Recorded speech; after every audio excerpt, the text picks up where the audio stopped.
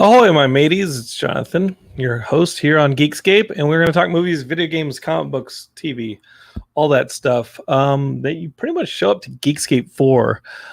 Before we really get started, I want to say thank you for listening, and hit that little share button you've got on your podcatcher, and share us with your friends. We're available live on YouTube, Twitch, Facebook, and if you're listening on the podcast form, definitely share it with your friends. We're available on every single podcatcher there is. Something like Stitcher. Do you like the Stitcher? Maybe you listen on Spotify. Maybe you're an Apple Podcast person. However you get your podcasts, we're there for you. So subscribe and tell your friends, hey, there's some geeks hanging out. And they're talking about what you want to talk about. Next week, we've got the big Shang-Chi special with Ian Kerner. We're going to be talking about that one. All you Marvel fans who are like, hey, well, what's this like D-level Marvel character all about? Well, maybe you'll see the movie over the weekend. I heard it's good, and Ian and I will break it all down for you and be like, hey, how does this fit into the rest of the MCU, and what's the ultimate Shang-Chi story, and like, well, who's Iron Fist? Or like, there's a lot of kung fu people in the Marvel universe, and we'll just kind of like lay the groundwork for you to understand a little bit better what's going on here with these Marvel movies. As like we get the Eternals in October. We're getting a Dune film that looks pretty good. There's a lot of stuff going on in the geekosphere, in the Geekscape, and this is the place where I want y'all to be able to like come and say, hey, Jonathan and Katie will sort it out for me. Maybe Ian will sort it out for me, and that's what Geekscape is for. So if you're a geek, come on over. As Bolt T says, ahoy, mateys.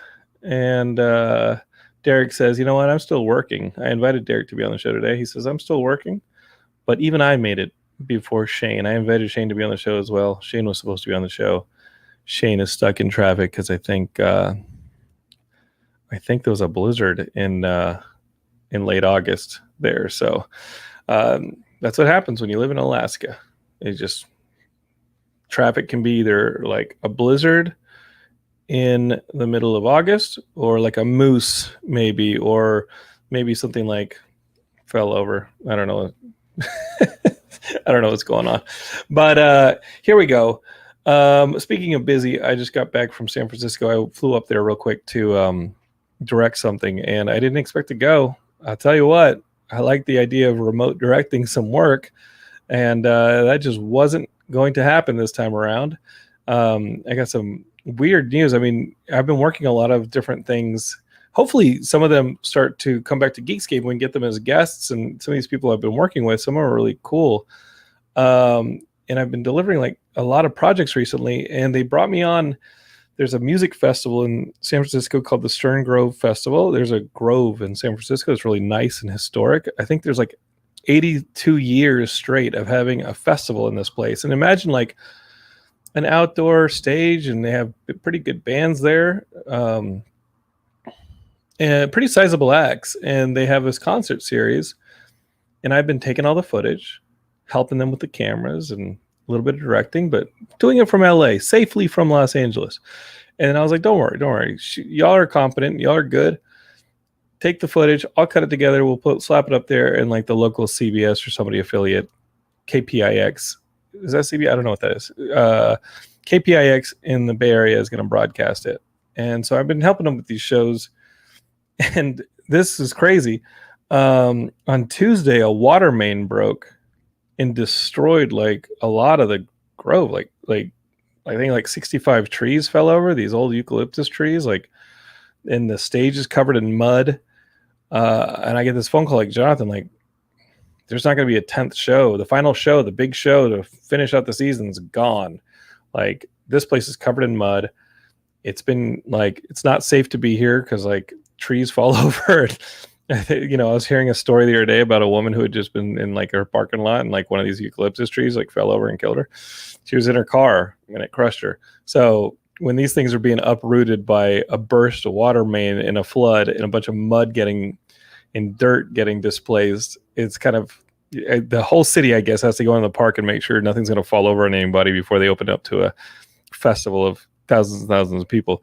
So I got a phone call on Tuesday. It's like, hey, Jonathan, show number 10 is not happening. we got to reshoot some stuff to make sure the show like works. Oh, and it's due on Wednesday in a week, and we have to broadcast it that following Saturday. So I flew up to San Francisco very quickly to do creative surgery and like reshoot new stuff, the cohesive pieces to like with the host to like, I don't know, get 2 hours of programming back on the air. Whirlwind. I was barely in San Francisco for a little over 24 hours, and I'm back and doing a Geekscape and cutting that footage together to make sure it works so the Bay Area viewers can watch this show that they gave me directing credit on. But it's a team effort, as we proved over the weekend, because holy crap, that was stressful.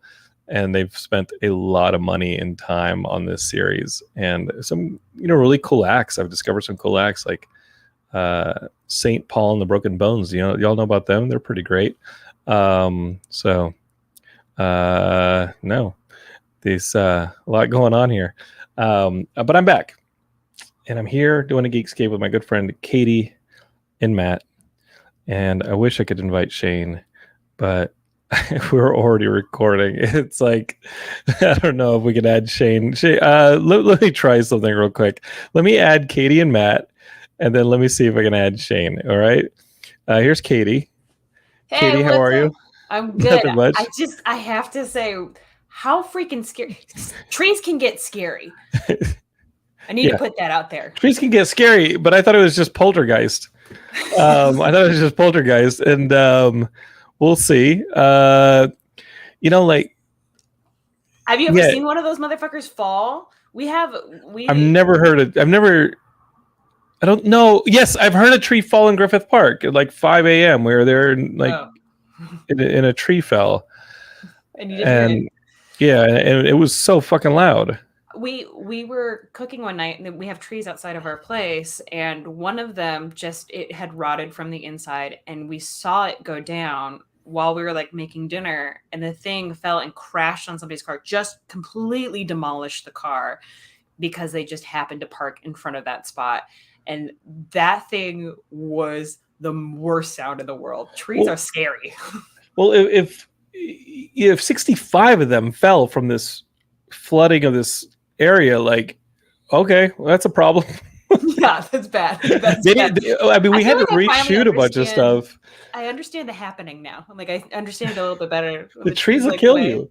Yeah, so we get there yesterday, and we have to reshoot a bunch of stuff to like make the cohesive pieces.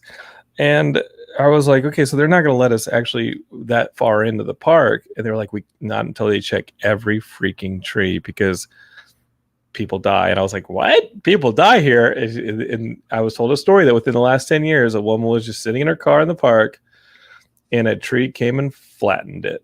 I don't doubt it. I was like, holy crap. I guess I didn't realize I had a fear of trees, but now I do. But that shit can fall at any point. And those tree are big. Yeah. Falling on you. These giant eucalyptus trees. Those are hefty freaking trees. Yeah. So I think we got the job done. Jonathan's got to wrap Geekscape and jump right back into editing and making it work, because we got to deliver it in 2 days. But that's all good. Like, I want to make a Geekscape with you and my friend Matt, because a lot's been going on. Like I said, we got this Shang-Chi movie coming up at the end of the week. That's a big Marvel thing. And then we got Matt's been traveling too. Like, I'm not the only Geekscape that's been traveling. Matt's been hitting up all the horror conventions up and down the East Coast, it seems.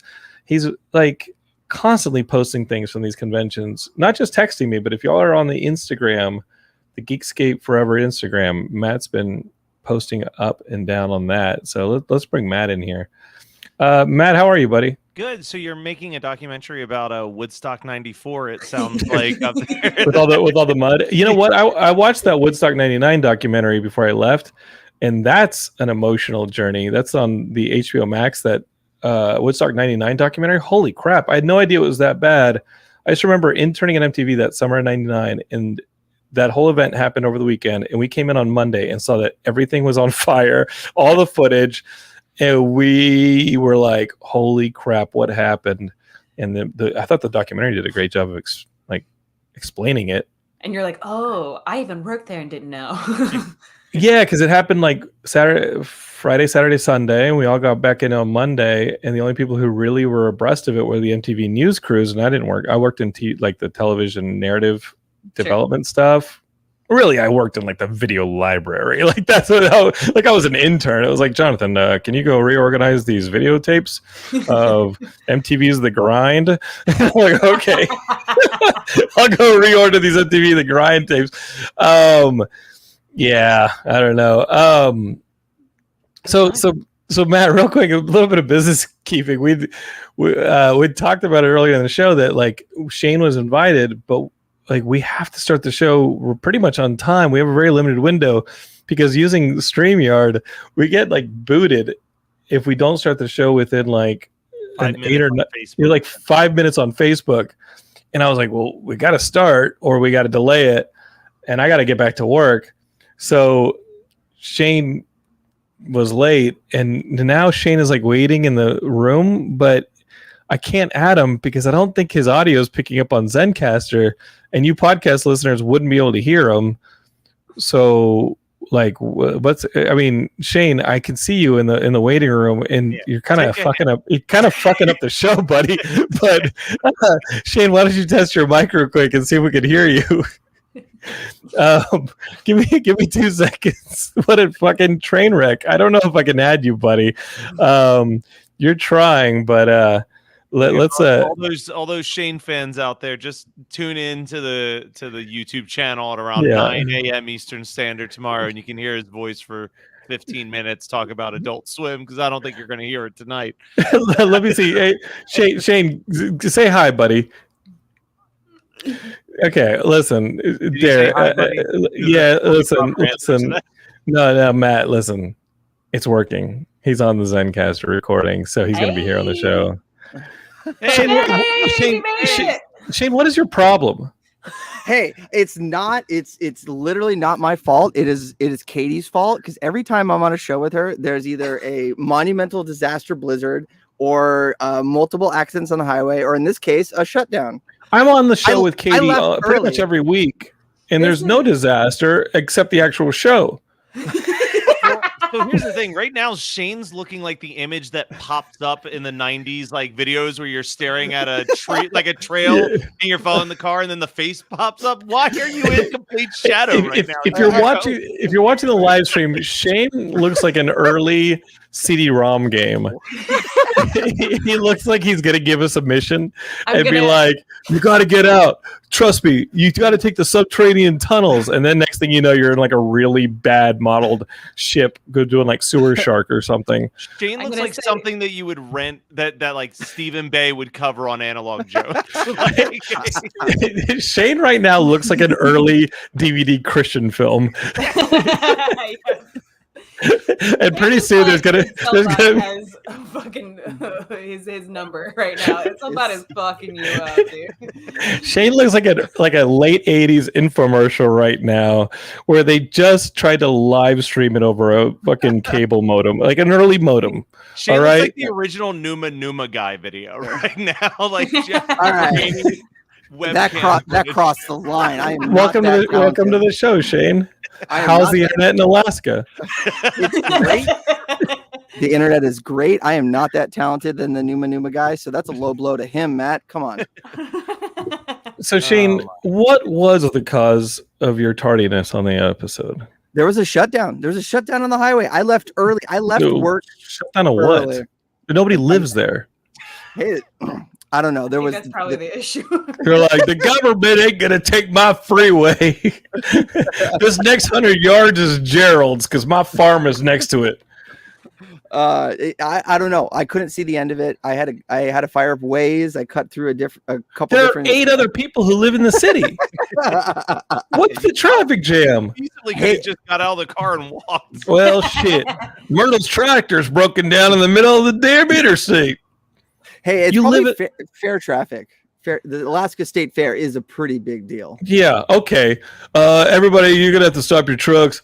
We got these cows fucking, and we don't want to interrupt it because it's milking season next year, and we need a couple more calves. So, big news in Alaska. Cows done fucking in the middle of the street. sorry, Shane, about your Geekscape. You can't make it home in time because these cows done the fucking. I couldn't see the cow fucking. All right, the cow fucking has to get delayed. It was all 4 cars up. Yeah. What's taking you so long? Yeah. Technically, Big Yanks has asked the most important question. Yeah. Doesn't Shane live in an airport? Why didn't he just fly? Shane, okay, Shane, hold up. You're always ordering complete bullshit off the internet. Like, if y'all don't listen to Geekscape Games, I don't even care if they don't talk about video games.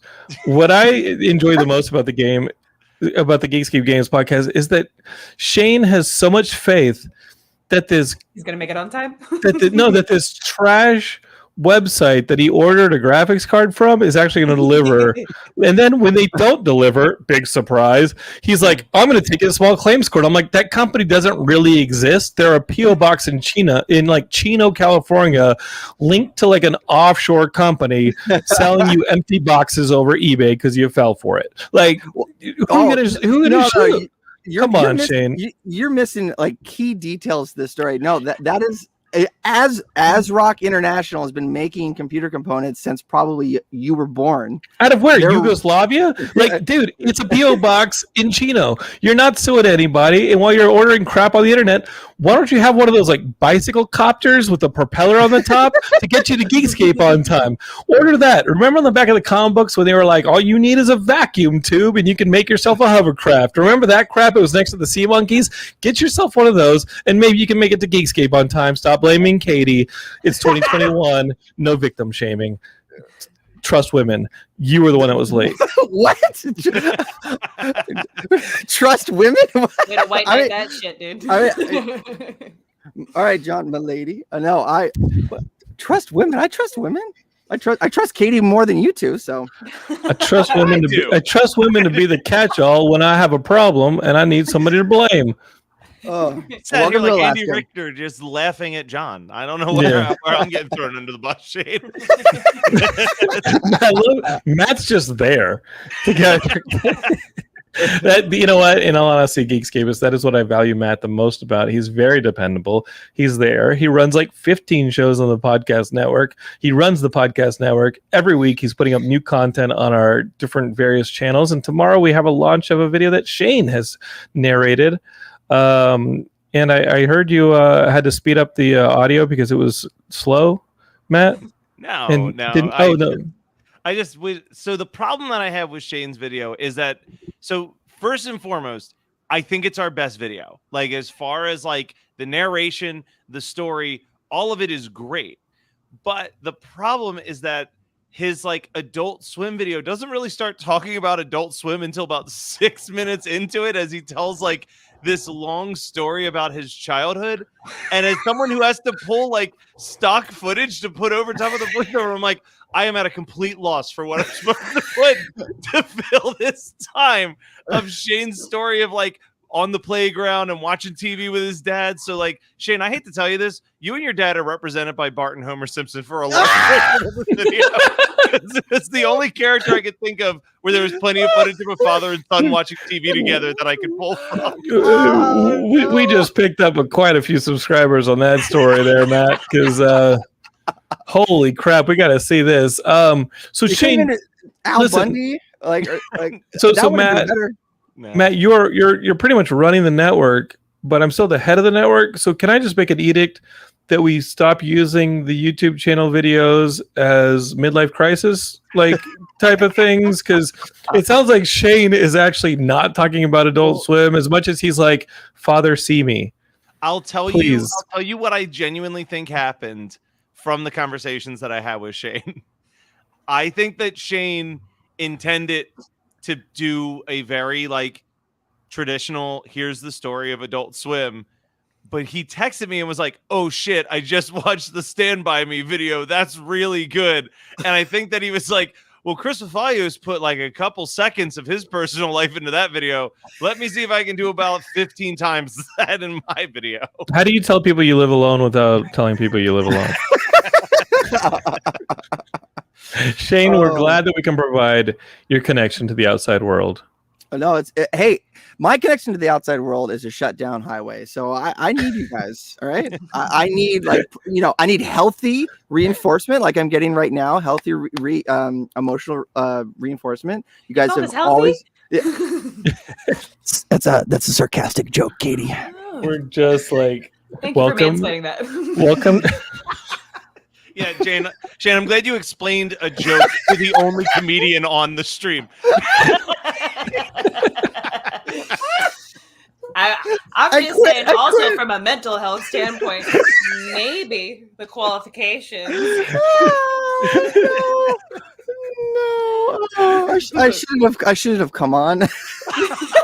He says 20 minutes into the stream.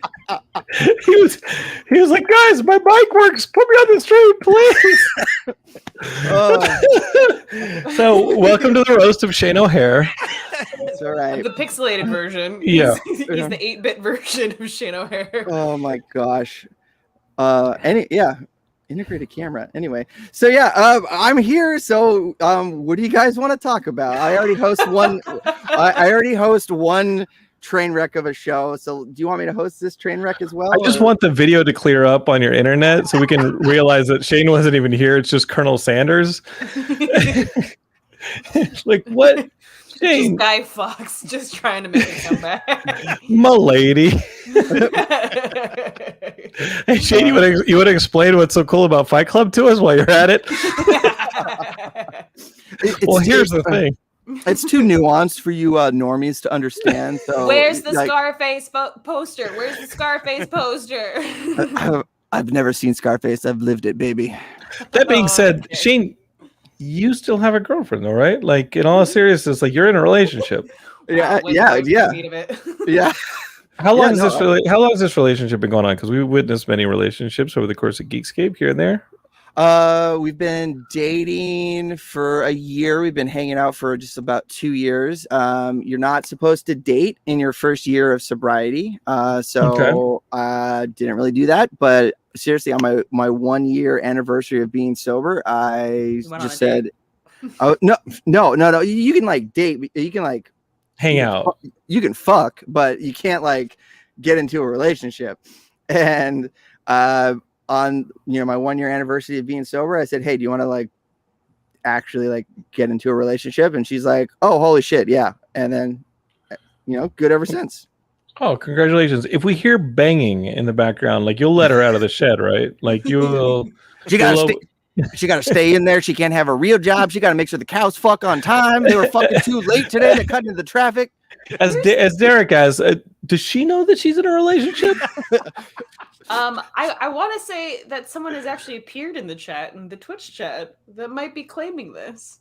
Yeah, that's the actual girlfriend. Yeah, that's you're her. Dating a snail. You're actually. She seems cute based on her avatar picture. Yeah.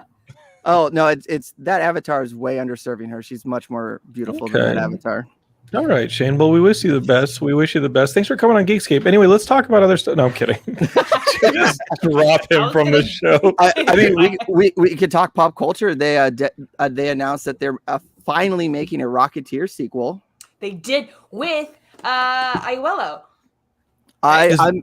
Is Billy Campbell in that one too? Is he going to be like? He's going to pass the mantle on. So the whole I'm not familiar. I'm terrible with like writers and producers and directors. He was the star of the Rocketeers. No, I said writers, producers, directors. Okay. I didn't say actors. I have a Billy Campbell. Joe Johnson directed it. Yes. He also directed Pig in the City, right? Or just Babe 1? No, I don't know, but he definitely did the first Avenger, Captain America. Yeah, you Geekscape know him there. Yeah, he but I'm not familiar with the people that are writing and producing it. So I apologize for my ignorance on that. I'm just not a industry guy. But the premise is that a new individual is taking up the mantle of the Rocketeer. He's an ex-Tuskegee airman who will be being the Rocketeer, and I'm all for more content. I did see that it was the guy who wrote it is going to be, or the guy who's writing it wrote Now You See Me. So I'm a little, but that movie made a lot of money. So, I mean, what could go wrong? I mean, a lot of things. You know, a cow could fuck on the runway, and they have to shut down producing. Well, there's a news on the internet today that like there's Ian Kerr sent me this link that people are trying to give like feedback to a test screening of the Batman, the Robert Pattinson, the Batman, that where like Matt Reeves directed it. It looks dark. Y'all have seen the trailer. Paul Dano's playing the Riddler, a really dark version of the Riddler, and like the response from that test screening supposedly is, "Oh, it's just a horror movie with Batman in it. Like it is a scary movie with Batman in it." I was like, "Did we need this? I guess we'll find out." Someone posted an article that said something like, you know, this version of Batman will be a very raw version of Batman. I was like, oh, finally, a raw version of Batman where we really feel his pain. DC, thank you. We haven't had one of those yet. That being said, though, I heard that this is one where he distinctly does not kill people. Like, even by accident. Even by, like, accidentally, like, turning a corner and wiping them out with the Batmobile. Because, you know, when you're watching these... Well, you're watching these Batman movies, and Batman's like, oh, you know, I will not kill. And then he drops somebody off a roof. Yeah. And I'm like... Or well, technically, the pavement killed him. Like, what is Batman's like gray area where he doesn't think he's killing these people? You know, he's like throwing people out windows. He's like, I didn't kill him. Maybe the window killed him, and then the pavement killed him. Someone did a video of like the Spider-Man games, and just like, you know, Spider-Man has a similar like I'm not gonna kill anybody type of thing. He's just a good neighborhood kid. He's just a neighborhood Spider-Man, guys. But they're like they break down every like kill shot essentially of the Spider-Man games, and they're like, that is a severed spine. That is somebody who just hit a fucking metal bar. And the game does it too. It takes like that Arkham Asylum mechanic where when you do the final crushing blow, you can feel it, like the controller like vibrates and it slows down and goes like black and white. It's like and you see the person's spine like compact, and you see their heads fold in, and it's like, oh, or Spider-Man just like flip kicks him and the guy goes flying off of the Empire State Building. And you're like, oh, see ya. Well, good luck. Hope you had a parachute. Out of sight, out of mind. Out of sight, out of mind. It's all good. Spider-Man saved the day. It's fine. If there's one thing you take from comic books, if they died off screen, off panel, they can always come back. It didn't really matter. Everyone comes back but Uncle Ben. Everybody comes back. Even if they do die in a panel, they sometimes still manage to find a way to come back. Can we listen? So I've not read DC Comics in a stretch, and Marvel is like, okay, make my Marvel, but I'm starting to go more and more into indie books because we raved on this show 2 years ago about this new X-Men like line that Jonathan Hickman was behind, and these books were really, really good. They revamped the X-Men. The X-Men continuity was like streamlined, but it didn't get rid of any of the old stuff. It still mattered, and the books were really smart and heady. And there were only 2 of them, and within a few months, there were 12 of them, and it sort of gravitated back towards the norm. And the same things kind of happened a little bit with the Spider-Man books, where there's this villain and it's like Harry Osborn. You find out it's Harry Osborn, but you know, he's like from the dead, and he like is going to make Spider-Man understand that like all his loved ones died because of him and his mistakes, his sins. And you know, he can make like centipedes come out of his head, and you know, he can't die, and he just basically is there to torment Spider-Man. And so you have this new villain not having too much fun with that storyline. And then that villain recruits a character named the Sin Eater. And when he kills you, you are like cleansed of your sins. He shoots you with this magic gun. I swear to God, this is a real character. He shoots you with a magic shotgun, and then you're cleansed of his sins. But then you... So it's like, just like holy water and a gun? But he gets the powers because he takes on your sins. So like in an issue, he shoots the Juggernaut, and the Juggernaut's like, I'm good. I don't have the gem of Sidorak anymore, I guess. And you look at the Sin Eater, and Spider-Man turns a corner, and the Sin Eater's like Juggernaut size. I was like, how are you doing? I'm like, no, I don't know if I like this storyline. But the whole point of this is that they've now like hired every version of the Sinister Six, and I think there are like 6 versions of them, to all attack Spider-Man. at once, and now the Sinister Six are like fighting each other. It's turning into a mess. So I may have to just kind of like tap out on superhero books for a little bit because I'm kind of getting mine from the movies. And maybe there's a Sinister Six in the new Spider-Man movie, but I didn't really get the gist of that from the trailer. You know, I mean, we got two of them that seem to be pretty confirmed. You know, I saw a pumpkin bomb. there's definitely a pumpkin bomb, and there is a laugh in there that it And there's- only belongs to one person and one person only. Yes. That would be Dendahan or whoever that played the young Harry Osborn in Amazing Spider-Man 2. I'm kidding. No, It's Willem Dafoe. Yeah, it's a Green Goblin. I was joking. I was making a Amazing Spider-Man 2 had a Harry Osborn turns into the Green Goblin joke, but yeah, so you can hear the Green Goblin's glider in one shot. You can hear that little. but what we're not seeing in this new Spider-Man trailer, and yes, there, you know, if you watch the trailer, they open up the multiverse, which Loki already did because like Loki was basically a Karen being like, "Can I speak to the multiverse manager here of this black-owned business?" Did you see that meme that was like? No, but that's awesome. we shared it on Geekscape that basically it's like, oh, Loki was about a Karen wanting to speak to the manager of a black-owned business and be like, we don't like how you're running this time ordinance business.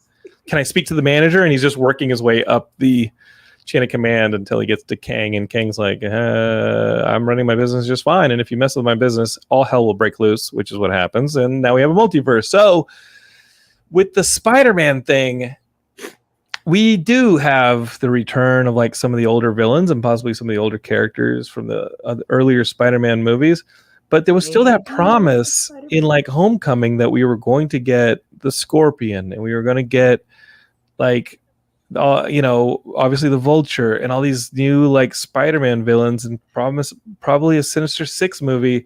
And it seems like it was like, no, Marvel's like, no, actually we're gonna do the multiverse storyline. In the multiverse, this storyline, I think they're building. Moves. I would love to see a Sinister Six movie. I'd love to see Spidey take on the Sinister Six. This storyline specifically, the hey, Doctor Strange, my secret's out. It's causing problems because people know I'm Spider-Man.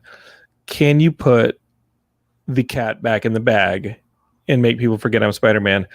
This has been done, and it was called Brand New Day. And the Brand New Day storyline was, well, Katie, was not a good comic. It wasn't great. It wasn't great. But can I just say, in terms of that, one of the things that I said to Mark the first time we watched the trailer, which was last week when we were saying after the show, we're going to watch the trailer. I was like, I don't know. Doctor Strange seems weird. He seems kind of nefarious. Who's the person that Spidey goes to Mephisto. in that yeah. I think he's coming, man. I don't think that's really Doctor Strange. I'm saying it now. It's insane. I know, but I'm going to need you to take a chill pill. Can't. Not wired like this. I mean, I will say that all of the Bingetown guys are saying the same thing, but they also said that after every single episode of WandaVision. So okay, so we need to. It sounds like we need to hand chill pills out across the network, Matt. Matt, as head of the Geekscape network, Alaskan highway. That's all we need to be. This chill pill truck pulled over and fell over on this highway, and Shane's late to the show. No, here's the thing: in the storyline in the comics, Mary Jane goes to Mephisto and makes the deal with Mephisto in behalf of Peter.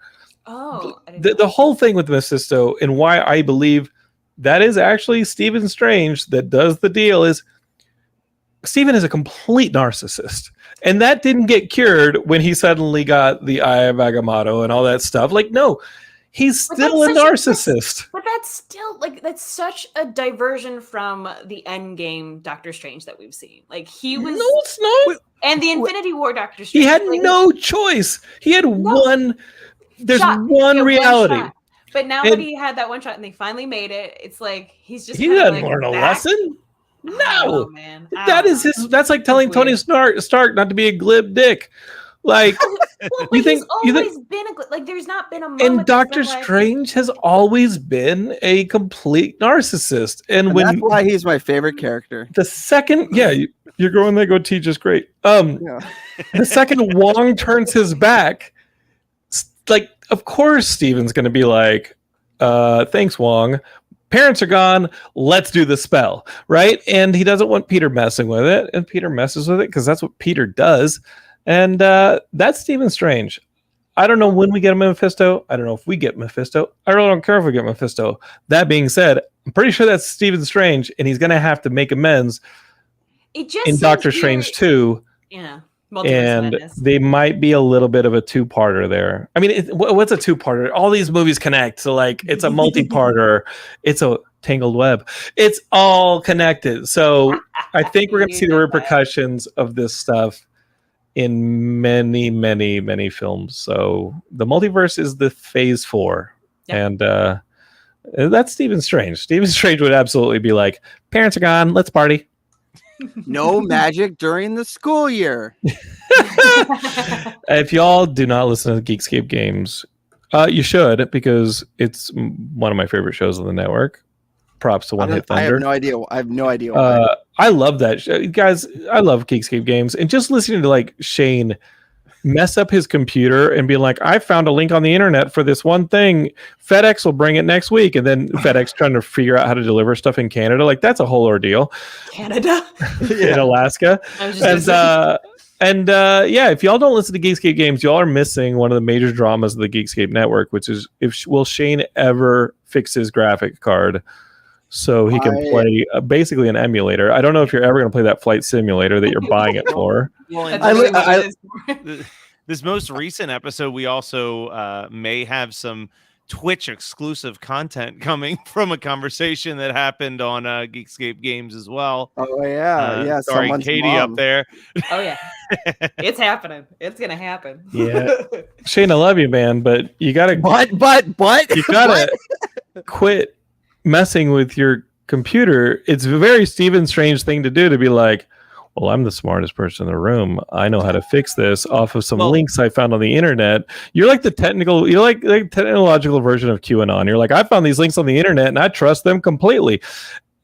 Yeah, Tom, of course, you're the smartest person in the room because your dad's the only one sharing a house with you. I was going to literally say he's always alone in that camera shot. I don't know. There are some planes over there, so I don't know. Yeah. I love you, Shane. Shane, we love you, but you guys, have you ever heard someone just say "I love you"? Period. No. You remind me of my mother, Jonathan. Matt, I do love you. Katie, I love you. Shane, I love you. But oh boy, we need to connect you with somebody who actually builds computers for, I don't know, a living. Are we sponsored by BetterHelp.com? Like, is that something that we can get a sponsor? Did you say better or bitter? BetterHelp. BetterHelp.com. BetterHelp, something we should probably definitely start. something we're qualified for. It's like, what's your problem? Fuck off. I thought you cured this when you put the glue on it, and then you had like a washer, and then you put the goo on it. Shane, I thought you fixed your freaking computer. I flew too close to the sun for a second time. I got too overzealous. I pulled a Stephen Strange, Shane Strange over here. And I physically broke the card, and it's physically broken. There's a little IEC, a little microscopic, like super tiny component that 2 of the legs broke off. But after ASRock International, a company who has offices in Chino, California, refused to warranty it, I found a shop here in Alaska that does micro soldering, so there's still a chance. And hey, lawsuit pending. ASRock International, lawsuit pending. I will say though, my computer has ASRock materials in it. So I've been an absolute avid ASRock fan forever. They've made great stuff. They're great. It's amazing that Katie hasn't broken her computer. Well, to be fair, I did build it this year, and I'm still waiting on a graphics card. But I know exactly where I'm not going. Yeah. Shane, did you think if Sisyphus was like an inspirational story? You're like, he just keeps trying. He never gives up in failure. I love that Shane thinks that he's Icarus, but he's Sisyphus. He's like, let me drop some Greek references on y'all because I'm the smartest person in the room. You can let your girlfriend out of the shed now so that she can now be the smartest person in the room. Hey, I'm waiting for Sisyphus to get off the rock so I can get onto the gear and start working out. How many times has this rock rolled over you, Shane? Metaphorically in your life? I mean, metaphorically, once or twice, or maybe a couple of hundred times, to quote the great Justin Bieber. Matt, do we run a podcast network or a charity? You tell me. Sometimes it's both. You know what? We kid, but donate some blood. I love Shane. That Geekscape gives. I'm donating blood on you Thursday. keep saying that. You keep saying you love me, but there's all these buts, and you keep saying it like you're just trying to reassure me. And Jonathan, I love you, dude. I can't wait to see y'all, man. Shane's going to be here in early December. He's going to be here on the show in person. We have LA Comic Con going on that weekend. We're trying to figure out what panel to try and program at LA Comic Con that weekend. They've opened up for panel submissions, and we've always had a panel at Comic Con here in LA, and they're big supporters of ours. We're big supporters of theirs. We got to figure out what kind of stuff we got to do, especially if Shane's going to be there. I say we all just come out and call it the Geekscape Family Reunion, and we just annoy the piss out of people for a full hour. All 3 people that would sit in the panel room to watch the Geekscape Family Reunion. Shane will be late to it. Don't worry about it. Yeah. Go up. He'll show up on December 6th and be like, "Did I miss it?" Yeah, guys, I got stuck on the floor buying hentai or whatever. Pillows, hentai pillows. Yeah. Hey, there were some weebs fucking on the floor. I had to stop for the weeb fucking. Shane, next time you're stuck on the freeway, send us pictures as proof that you were actually stuck on the freeway. Usually does. Yeah, actually, that's true. We do love you, Shane. And if you need some positivity, you need to be watching some Ted Lasso. And let me tell you, the internet, has it become cool to hate on Ted Lasso? Because where does the internet get off? Who does this? I'll search them down. There's an article I saw, and honestly, I think it all stemmed from that executive producer of the Daily Show getting on Twitter and saying, okay, so Ted Lasso season 2 has a problem. Ted Lasso season 1, hey, what's up, guys? I'll be out in a minute, just talking to Shane. Ted Lasso season 1, Ted had to overcome being the American, being the football guy, not knowing anything about soccer, having to win everybody over, and he did it with the weapon of kindness. Season 2, he's already won everybody over, and that is why I think the Roy Kent character is interesting, because he's the person with a life change like Ted had in the first season. Roy Kent now has this life change in season 2 that he's having to get around. And he's become the character of season 2 that everybody's gravitating towards because he has his hurdle. I got to tell you, amazing. No sooner did that whole complaint come out and start going around the internet, where I was like, okay, I see some validity in this from a narrative structural place, that it's a little low on stakes this season. This last episode, holy crap, there's some stuff going on to the surface that is major. But that's what they've been building. A lot of people have been saying that it feels very campy and sticky. I'm like, there's a reason for that. Yeah, there's a reason that you might still be the best show on TV. It's the best show. Yeah, I feel like a lot of these people have they never watched anything else that Bill Lawrence has ever made? Obviously this is coming from someone who genuinely thinks that like Scrubs is to this day still my favorite show of all time, but what made Scrubs so great is that you had this ensemble of 6 different characters, and any given season it's a different character story. Zach Braff might be front and center, but one season might be all about Carla's mother dying and how she's dealing with that, working in a hospital surrounded by death, or Dr. Cox's family. There are all these other pieces. and let's talk about Jamie. Jamie's actually been the one that has had the biggest arc throughout all these seasons. He hasn't mentally he's gonna have his fully moment, changed, yeah. but he has changed quite a bit. We have to give his character credit where credit is due, because they even address it in this last episode. He's being the bigger man right now. And that's what I love about Jamie, is that yes, he's a twat, but he tries. Yeah. He actually, and it's funny to me because he legitimately tries. And when they're like, okay, you could be a dick again, he's like, really? Yeah. He's actually differentiating the 2 personalities that he has to play, which I think is a fantastic thing. And I think here's what's so beautiful about this is that Ted has always been bucked by the new therapist that just came in. I think she's a fantastic character, and I think she's calling out shit on him that she's like, this charm is not going to work on me immediately. Like, I get why you do this. This is one of his things. And it's a very, I mean, as a person who's very into therapy, into psychology, I think what they're doing with that therapist character is actually quite brilliant, where she's like, I'm not going to lean into this charm as easily as you want people to lean into it. I mean, but that's the thing with Ted, and especially this last episode, is that he is a people pleaser to the point where he neglects himself immensely, and nobody I can't relate to that. For him. Yeah. I can't relate to that here. I don't know what's happening there. What I'm saying, you guys. Here's the other. Can't relate to people pleasers. show. Matt's not a people pleaser. That guy, Yeah. you know his name's short for doormat. Yeah. So I'm going to say this as spoil free as I possibly can. I got all like smart assy talking to my friend Gelsey, because we're both geeking out on text about Ted Lasso. And I was just like, God, the person that Rebecca's texting on this dating app is like the worst kept secret in the world. Like, we all know it's blank. And then like it reveals who it actually was. And I was like, oh, mind blown. And like, okay, so Mark is of the opinion that he thinks that would work out. I'm a little bit ickied out by that. I don't know how I feel. I'm excited to see where it goes, because I'm a little icky island on that. Just like the internet starting to turn on Ted Lasso over the last 2 weeks, you count every time you count these characters out, Bill Lawrence and Jason Sudeikis and the team turn it around and surprise you and exceed. And I love this show. Why do you think the internet's turning on I think the show? anything wholesome. If they're trying to talking about that fucking Ted Lasso. That hive mind of unhappiness known as the internet found something to pull apart. Oh, I don't know. Maybe.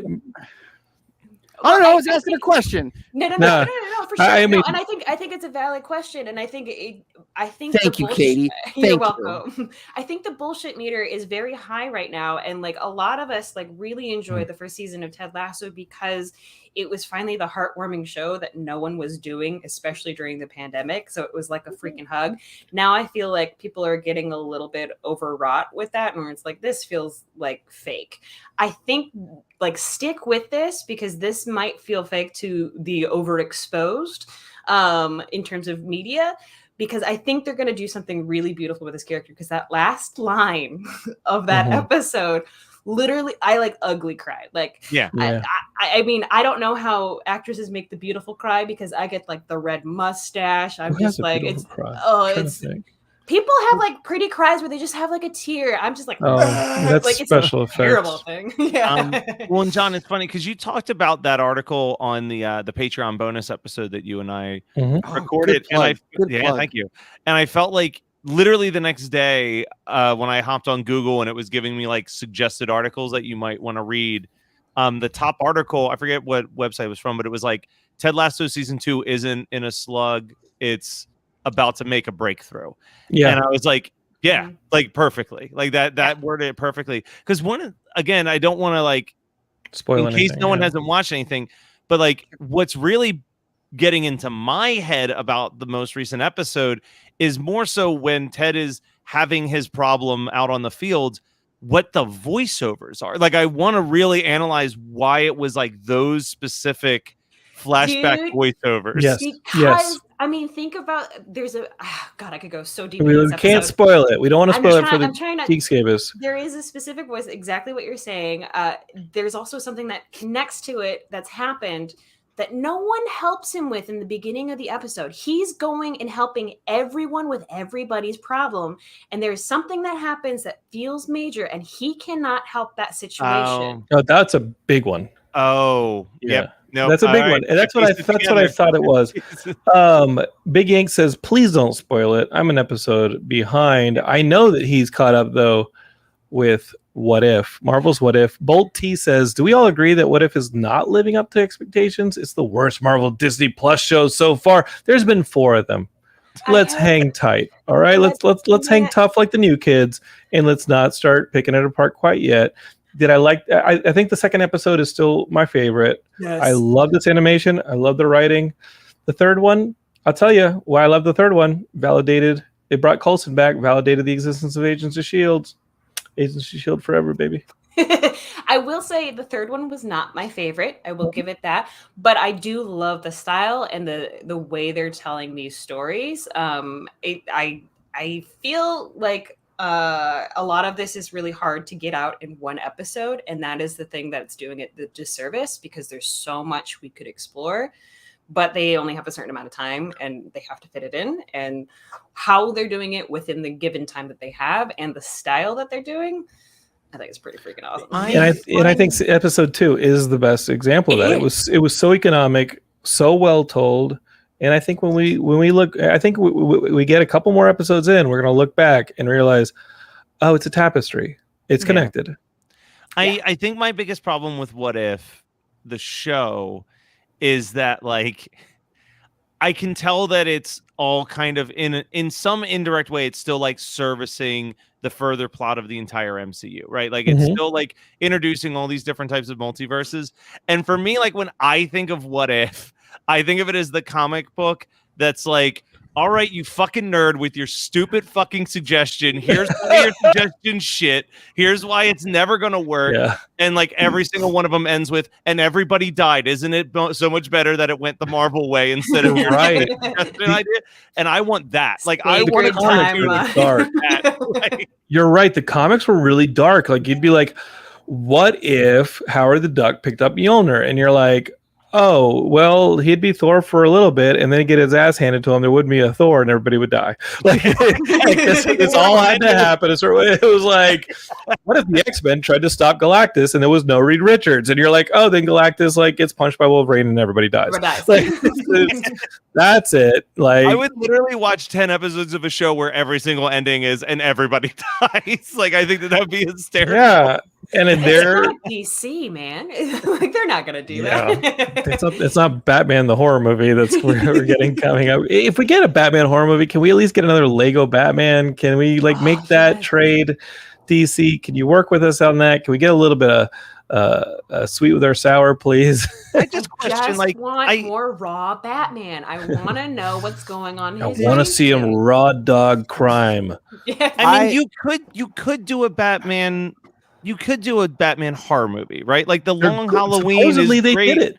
But what I'm saying is, like, is Riddler really like the character for it? Like, I mean, that's a fair point. That's a very fair point. Well, if you turn him into Jigsaw, I think it is. I think we're gonna see a Jigsaw kind of Batman. And like we're gonna see like a Jigsaw Riddler who's like, sorry, you were too late. Ha ha ha! Like people are dead, and I'm like, well, Batman's got to figure out the riddles. If it's Batman Saw, then I gotta tell you, I stopped watching the Saw movies 15 minutes into the first one. Yeah. All I want is Michael Keaton and a Batman Beyond. That's all I want. I want that would be that's an idea. That's an idea. Well, you're in luck, Mark's Katie. already written the script. You're in luck because Michael Keaton's in the Flash movie. That's the Flashpoint movie, and he's playing the Tim Burton '89 good Bruce Wayne. And you're also going to get later this year. You're going to get those comic books that continue the Tim Burton '89 Batman. And those are going to come in comic book form the same way that we had like Wonder Woman 76, and we're going to get a Superman 79. Those will be fun comics, but ultimately, like, I'm down with all the multiverse stuff. It means nothing really gets retconned. Everything still counts. Yeah. But I don't know. It's a good time to be a geek. Am I feeling some fatigue? Yeah, I honestly, like, it got to Thursday and I had a break and I was like, I should watch something. Oh, there's a new What If that's been out over 24 hours. You totally forgot about that one, Jonathan. Like, sit down and watch it. And it was a nice little time. There's just too much stuff going on. And wow, we got our Shang-Chi tickets. Like, there's just a lot, guys. I have heard that it is pronounced Shang-Chi. Shang-Chi. I'll pronounce however the hell they want. Fair enough, white man. Okay. Yeah. Half white honky lad. Honky lass. But please. That's what we call a crackerback. I'm a type of what the fuck? I have been called a type of back. Oh no! Oh, never that. Yeah. I've seen your hairy back, so all right. Shave that hairy back. Oh, let's get erotic. Oh goodness! Geekscape gays. Fun at conventions. How are those conventions, Matt? It's not the most horrifying thing you've seen at a convention. You just did a bunch of Oh. horror conventions. Oh yeah. Oh, well, I did two What's horror this shirt? What's conventions. this shirt? You've been teasing a shirt that you saw that you would save the last dance for. Ooh. Okay, so there's probably, I would say there's most likely going to have to be an explanation behind the shirt because I'm assuming that most of you won't know who this is. But there was a dude walking around the convention who had a shirt that just said Michael Graves did nothing wrong. And Michael Graves is the second vocalist for the Misfits, who like everyone canceled for supporting the Proud Boys and like a bunch of other stuff. Oh, and I Jesus Christ. Yeah, and I just wanted to like throw something at this guy when he walked past my table. I was so fucking upset that he was walking around wearing that shirt. You didn't try and trip him or anything like that? Well, first of all, there was a lot of man to trip, but also he was, Is it a big guy or a tough guy? He's like, but I also was like behind a table and he was a while away. That is But that's like a most perfect major- description. that was like a major Proud Boys shirt, huh? Yeah, And if you Yeah, would have that- tripped, the Mayor McCheese would have landed on you, probably, huh? probably. But the Listen other, here, Proud Boy. If this That was- table wasn't that here, was I'd only- kick your ass. When That you was trip him only and he the lands on the second- ground and gravy spits out of his mouth, are you going to say something like, "Who's proud now, motherfucker"? Oh, Jesus. But that was only the second most disturbing thing that happened this weekend at What? that convention. So I don't know if any of you have ever experienced this phenomenon where people will just slap from what I can tell anyway, will just slap a service dog vest on a dog that's very clearly not trained to be a Mhm. service dog in any way. Well, they Shape could or be a form? mental health dog. They could be. There's You a aren't huge- legally allowed to No, ask what the I ailment know. is. No, I'm just actually, saying. you're allowed to ask what they're trained for. This is actually something that Red had to deal with a lot with his old work. But like, you have to ask them what are they trained to do, because if they're trained, then they're not going to run amok. If they're a service animal, like a mental Okay. health animal, it's a different story. And unfortunately, like, that's not something that you can just willy-nilly bring into a con or bring into a restaurant, because that it implies different health codes. Shane's Yeah, in so- Alaska. He has a raccoon with a vest on it. So- No, So this no, dog, no I'd raccoons.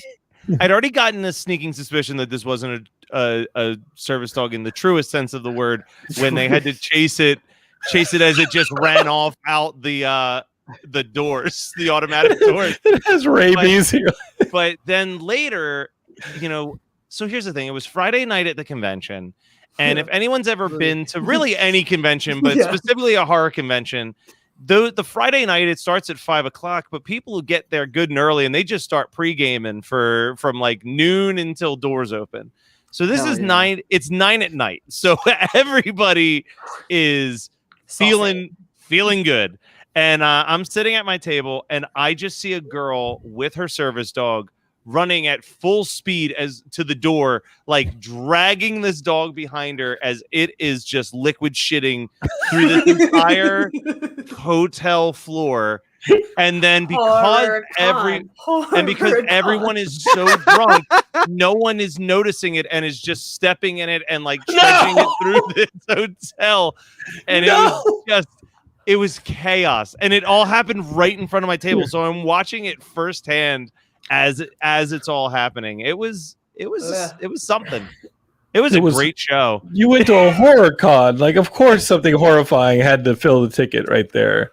But I love that you're the only one that saw it. Oh, I was like, oh.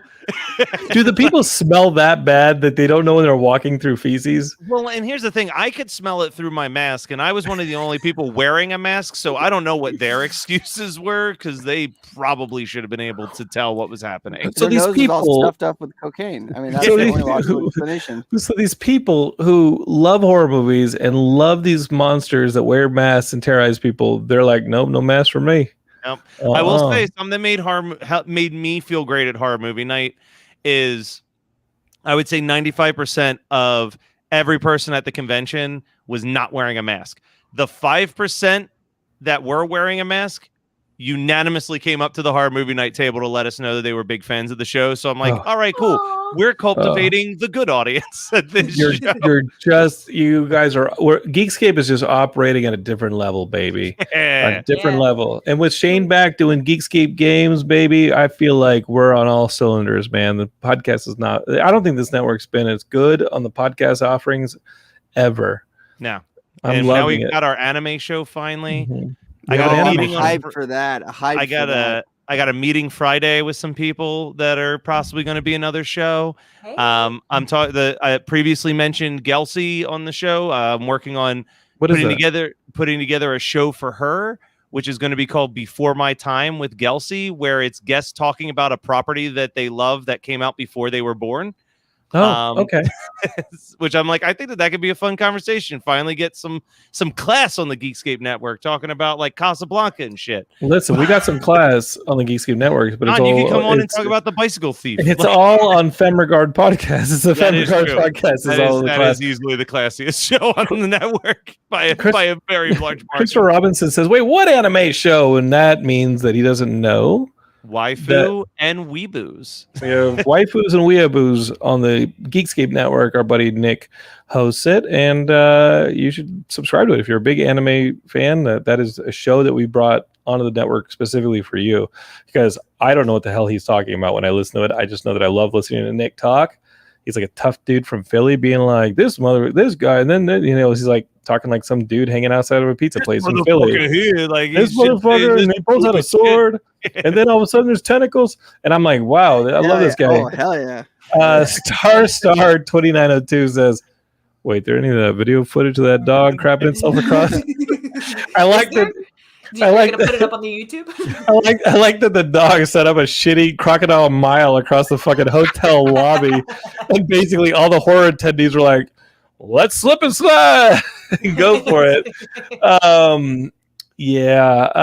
Big Yank says, isn't it depressing when you see a group of Proud Boy types loving your fandom and you start to contemplate, am I one of them? No, our brains do not work the same. And if there's any question that you have similarities with those people beyond your geekdom, they're teetering on a better version of themselves if they could just No, and John, I sent John a little 40-second snippet of a show that I was listening to today because it just was like the most John London story I had heard in a really long time. But I met those guys at the con. They were the only other horror podcast there, and we had a good hour-long talk about sobriety, mental health, and how it's important as a horror community to fight for like equal rights. And I was like, cool. It's good to meet other people who give a shit about that in this otherwise fairly toxic fandom. Yeah. Why is the horror fandom so toxic? Hey, look, this movie got boobs in it. Hey, I want to be on the anime show. I got this DVD, Foxy Nudes. We can watch that and talk about that. It's a great anime that we could talk about. I got all that. right. So glad you could make the show, Shane. Yeah, I covered up the gratuitous panty shot. Yeah. It's all right. We'll connect you with Nick and see if he can record 3 hours after his schedule to get you there on time. Speaking of, has anybody watched the new Witcher movie? Oh yeah. There's an anime type Witcher movie on Netflix. It's the people who animated, I think, The Legend of Korra and some of the Avatar stuff. It's fantastic animation. It's beautiful. It's so gross and gory, but it's great. It's really That's the Witcher, baby. That's the Witcher, baby. Is it based off of any of the books or the game? What's the? Give me the elevator pitch. It's more the books. It's actually there is a character that trains Geralt. That it's going back through his backstory and how he kind of became a Witcher and the things that pretty much made the world of where we find the Witcher in the TV show currently, and how that kind of came to be. It's fantastic. It's really well done. It's spooky. It's great. The action is unbelievable because it's the Avatar people. So it's like, it's so well done. I'm highly, down. highly recommend it. And I hope that they talk about it on the show too, because it's great. I'm down. I saw it on my Netflix queue and I was like, there is just too much freaking content, man. There's a lot of content going down. The one downside I have about it is that there's not more. Honestly. Yeah, I thought it was a series and it turned out to just be a movie. Just a movie, yeah. Okay. Well, Geekscape, there's a lot out there that you can fill your time with. if you choose to listen to some podcasts, we got a ton of them here. Just search for Geekscape on your podcatchers. Not necessarily just this show. Search for the ones like Horror Movie Night, One Hit Thunder, Fem Regards. We got the Geekscape games with our good friend Shane O'Hare and Dana Cranevelt, who didn't make it because he's working. And we're just having fun on the network. Like that isn't just podcasts. Like Matt has done a great job of re-energizing the YouTube page at youtube.com/Geekscape TV and getting some great videos on there. Shane has got a great video starting up tomorrow where it's really a love letter to his father. Andy, tell us to you about Adult Swim. Every Tuesday, a new video. Yeah, we got a great, we got some stuff coming for the Twitch channel. And if that's just not enough Geekscape for you, Matt is running a Patreon for Geekscape that is all going to Matt and keeping this thing moving. So hit him up. If you want a podcast on the network, talk to him. If you want a podcast just for your own, hit up Matt again because he knows podcasting. I think we pretty much covered all our bases, babies. I'm going to get back to work because my deadlines did not move. The acts of God did not shift my deadlines. And I love you guys. It's been fun having this. I'm glad you could join us, Shane. I know we joshed with you, but you're our brother. We love you, man. It's all right. It's just, the scars build up over time and then they're just armor. So it's fine. It's fine. It's fine. It's fine. It's fine. It's fine. It's all right. No, it's fine. Good. Glad we're in a good place. Glad you absolved us of all the abuse that we've laid upon you. Thank you. No, I feel better. BitterHelp.com. Yeah, bitter. Yeah, no, I love being on the show. The emotional abuse aside, I can just bottle that up, and then just the bottle gets bigger, and it eventually needs to move to a bigger container. But I'm glad the bigger container wasn't your body because the bottles used to end up there a lot, and I'm glad that that's behind us. Yeah. If never mind. I said that. You used to just empty bottles in your body left and right. I'm glad you're doing better, baby. No, it was great. Yeah. Geekscape Games every other Thursday it airs. Record every other Wednesday, pending shutdowns of highways. So I'm just gonna have to fly from home to work from now on Get show those days. little copters. There you go. Get that little copter. You don't don't need a pilot's license to fly those in Alaska. No, anywhere. All right. Well, I mean, what are you gonna do? Pull me over on the side of the road? Yeah. Good luck. Come get me, feds. Come get me, feds. All right, Geekscapers, we love you. We'll be back next week with a Shang-Chi special with Ian Kerner after we see the movie. So go watch that movie this weekend. We're going to be back probably on Monday to record that special for you live. And enjoy all the geek stuff. I'm glad we could do little news reviews for y'all. Peace for everybody here. Much love. Catch you next week. Bye.